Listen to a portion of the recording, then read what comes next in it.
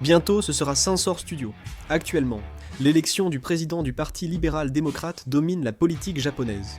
L'élection suscite une forte attention au Japon et à l'étranger, car elle vise à désigner le successeur du Premier ministre Ishiba.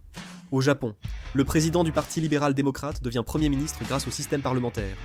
Cette élection ne désigne pas seulement le chef du parti, elle détermine aussi l'orientation politique et diplomatique future du Japon. Si l'on examine de plus près la structure de l'élection du président du Parti libéral-démocrate, le résultat est déterminé par la combinaison des votes des parlementaires et de ceux des membres et sympathisants du parti. Les votes des parlementaires, 295, et ceux des membres sympathisants, également 295, sont additionnés.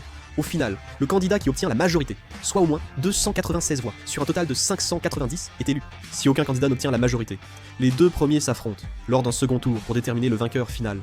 Beaucoup pensaient que cette élection opposerait deux candidats dès le début. C'était une prévision d'affrontement entre Takahitsu Sana, ex-ministre de la Sécurité économique, dite Yeoja Habae, et Koizumi Shinjuro, ministre de l'Agriculture, appelé Pomkol Saekja en politique japonaise. Une fois la campagne lancée, l'ambiance était différente de nos prévisions. À 13h, Takahitsu Sana menait avec 42,1% des voix lors du dépouillement des votes du parti et des sympathisants. Koizumi Shinjuro, ministre de l'Agriculture, reste à 26,4%. Avant l'élection, la plupart pensèrent que Koizumi, soutenu par plusieurs factions, gagnerait facilement. Lors du vote, l'opinion publique a largement soutenu l'ancien ministre Takahitsu, surprenant le monde politique japonais, et au-delà. Résultat du premier tour.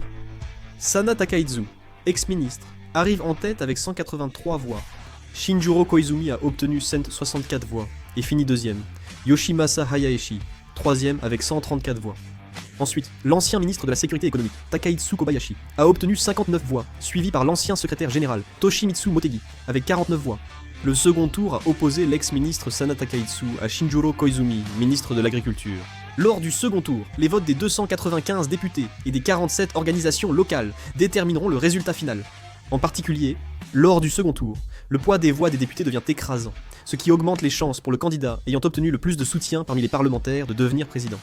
En somme, ce sont les votes des députés, non ceux des membres ou sympathisants, qui déterminent la victoire. Au terme du second tour, la victoire finale est revenue à Sana Takahitsu, ancien conseiller à la sécurité économique. En obtenant la majorité des voix des députés, il a devancé Koizumi, le ministre de l'Agriculture, et a été élu prochain président du Parti libéral-démocrate ainsi que futur Premier ministre du Japon. Sana Takahitsu, ex-conseiller à la sécurité économique, a eu 185 voix devant Koizumi, ministre de l'Agriculture, avec 156 voix. Finalement, avec la victoire de Sana Takahitsu, ancien conseiller à la sécurité économique, à l'élection du président du Parti libéral-démocrate, il devrait devenir le premier Premier ministre de l'histoire du Japon. Sana Takahitsu, ancien conseiller à la sécurité économique conservateur, pourrait influencer l'évolution des relations Corée-Japon.